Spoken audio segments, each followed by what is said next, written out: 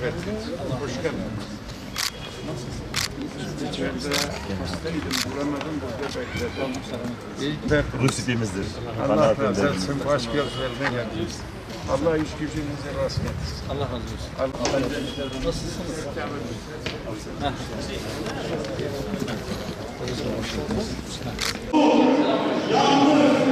Yılları şimdi ısıtıyoruz. Hamdolsun. Ve işte tüken zalime karşı mazlumlarla milletimize devam eden Zekeriya Yavcıoğlu geliyor. O geliyor. Hoş geldiniz. Şeref verdiniz efendim. Derman-ı derman tüyü.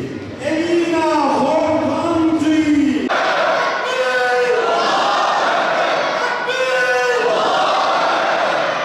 için İlyas Çaptuğ hocamızı sahneye davet ediyoruz.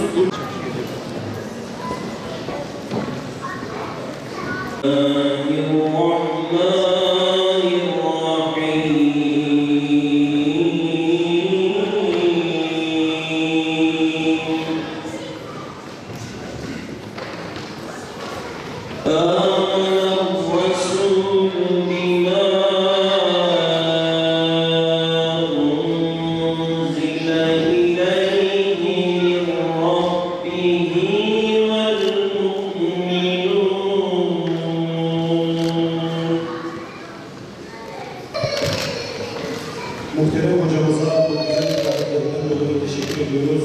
Allah razı olsun. Sağ olun. Var olun. Davamız kardeşliktir, adalettir, barıştır, hakkaniyettir.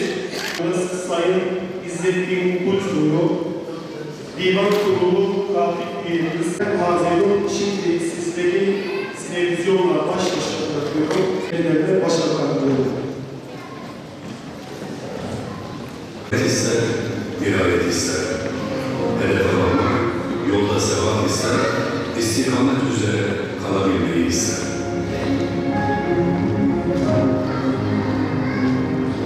Tam 9 yıl dürüst siyaset, gerçek adalet şiarıyla hür kadrolar yola koyuldular. Açık vaziyette beyaz bir kitap ve kitabın üzerinde çıkan yarım bir güneş.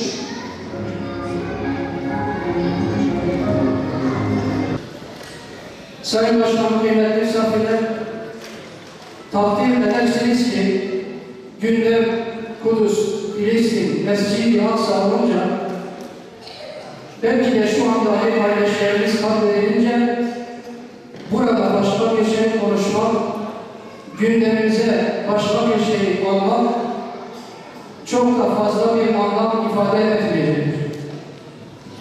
Çünkü bugün Filistinli kardeşlerimizin maruz kaldıkları zulüm, kendisinin dışındaki tüm konuşmaları, söylemleri basitleştirecektir.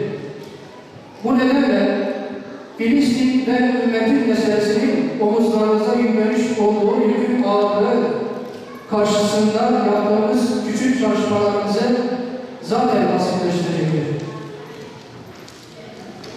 Bu ağır sorumluluğun yanında çok hafif kalan çalışmamızı bahsetmeyi de çok uygun bulmuyorum, ancak Hüdapar olarak yaptığımız bütün çalışmaların temelinde hak için, hakka hizmet anlayışı var. Muhakkak ki amellerle ancak bu niyet üzerine bina edildiğinde anlam kazanır. Bütün gaye ve çabalarımızı bu anlayış, bu düşünce ve bu inanç üzere bina ettiğimiz için ilk teşkilatı olarak acizane yaptığımız çalışmalardan müsaadenizle kısaca bahsetmek istiyorum. Hakkın ve adaletin ikamesi için halkımıza hizmeti en öncelikli sorumluluğumuz olduğu inancıyla birçok saha çalışmamız oldu. Bu çalışmalarımız kapsamında köylerimizi ziyaret ettik. Köylerimize dair sorunların birebir görüşmeler suretiyle ilgili kişi ve kurumlarla paylaştık. bilhassa yol, altyapı ve eğitim konusunda sıkıntı yaşayan köylerimizin bu ihtiyaçlarının giderilmesi için gayret sarf ettik.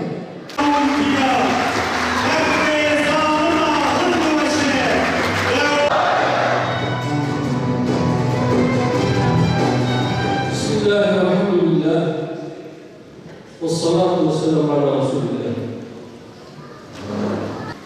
Filistin'de neredeyse dakika başı birkaç yüz kilo bombalar kardeşlerimizin başına yağarken her 5 dakikada bir kardeşimiz şehit düşerken her 15 dakikada küçük bir çocuk, bazen bir bebek, bazen 8-10 yaşlarındaki bir evladımız şehit olurken, ruhunu Rahman'a teslim ederken, o bombalarla birlikte sadece binalar enkaza dönmüyor.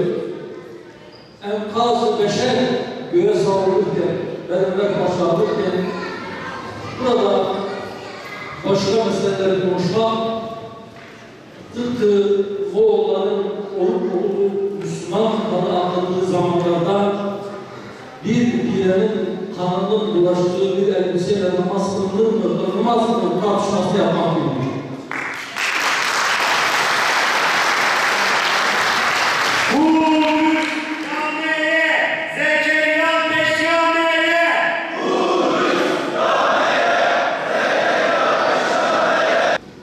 Sadece 7 Ekim sabahından bu yana orada bir savaş, orada bir başlık yaşanmıyor. 1917'de İngilizlerin bütün bir Filistin'i işgal edilmesiyle birlikte orada dram başladı. Orada İngiliz emperyalizmi tarafından, dünyanın dört bir tarafından gemilerle getirilen, belki o zaman sınırlı sayıda Siyonistlerin kurmuş oldukları terör örgütleriyle orada Müslümanlar acıyı hissettiler, katliamla tanıştılar. Kendi topraklarını terk etmek için aklına hayale gelmeyen zulümler başladı. 30 yıllık İngiliz idaresinde yavaş yavaş alan gelişti. 1948'de kadar oraya yerleşen Siyonistler ve 48 sonrası daha yoğun bir şekilde dünyanın dört bir tarafından oraya taşınan Siyonistler kendilerini devlet olarak ilan ettikten sonra zulüm sistematik bir hal aldı. Zulüm kurumsallaştı. Zulüm ve terörizm devletleşti. Ve o gün bugündür sürekli katliamlar yaşanıyor. Ama belki bundan daha acısı sadece Filistin toprakları Siyonistler tarafından işgal edilmiyor. Pek çok İslam ülkesinde Müslümanların zihinleri de işgal ediyor. Müslümanların zihinleri Siyonist bakış açısı ve Siyonist dünya görüşü ya da Siyonizm hayranlığıyla ya da güvenliğiyle maalesef artık öyle bir işgal edildi ki sağlıklı düşünme, merhametle, vicdanla olaylara bakma eskisi gibi değil. Hepiniz takip ediyorsunuz. Hatta bazıları Sure-i Hak'tan görülür. Filistin'de katledilen bebeklere ağlıyormuş gibi yaparken bile Siyonizm kavramlarıyla, onların cümleleriyle yaptıkları katliamı, yaptıkları vahşeti hafifletmeye ya da eğer yapabilsek haklı gösterecek ama en azından ya onları da anlamaya çalışmalıyız demeye gerekir. Şimdi biz oradaki kardeşlerimizin yasını tutalım, şehit olan ve inşallah cennete kavuşalım. Yoksa onları sadece seyretmeye getirip akbak edip hiçbir şey yapmayan insanların yasını tutalım. Ölen kim? Vicdanlar mı öldü? Onlar mı öldü? Siyonizm.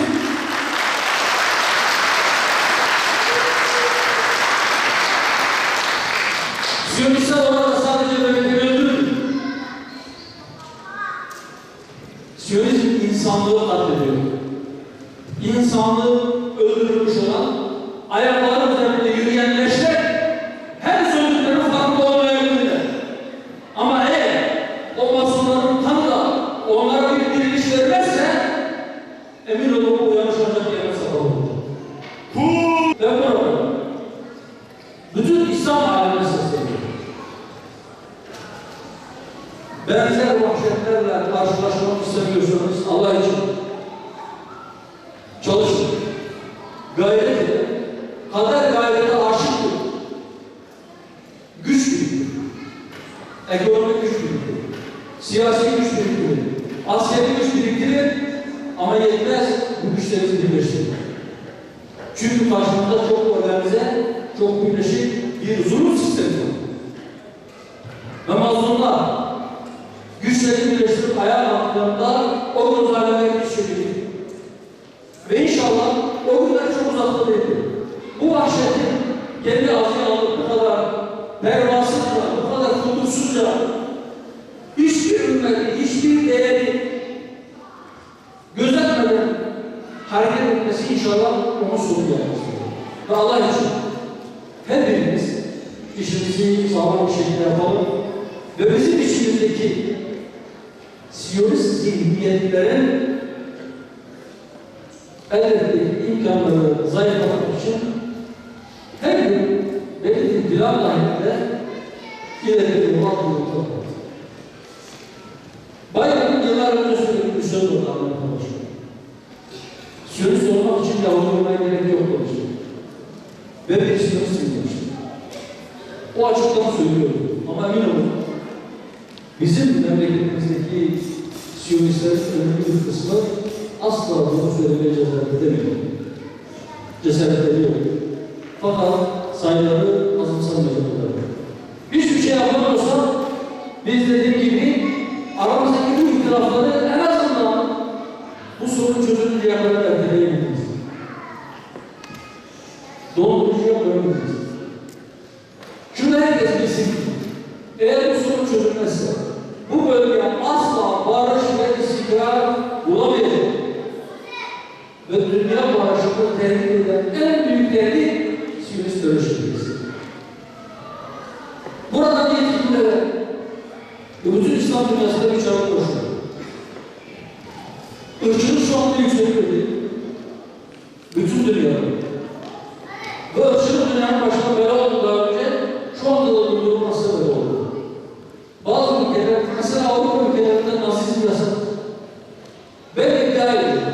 Siyonizm, Nazizm'den daha tehlikeli bir ırkçılıktır. Öyleyse eylemeyin. Eğer ırkçılığı yasaklayacaksanız her türlü ama özellikle de en tehlikelisi yasaklamak. Onlar yapmıyorsa biz yapalım. Sayın Cumhurbaşkanı'nın bir sözü var. Bir örgüt gibi davranırsa örgüt muamelesi diyor. Bugün değil, kurulduğu günden beri bir örgüt gibi davranıyor. Zaten İsrail devlet değil.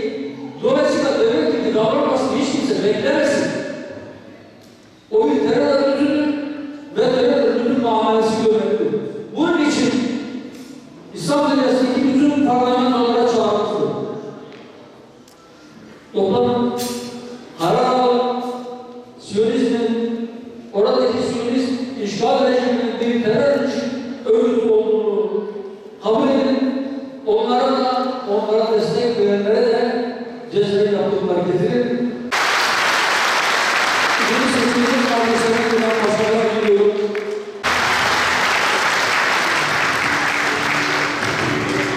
Sayın Genel Başkanım, Kudüs, Selahaddin Kurdi'nin eliyle esaretten kurtulmuştur.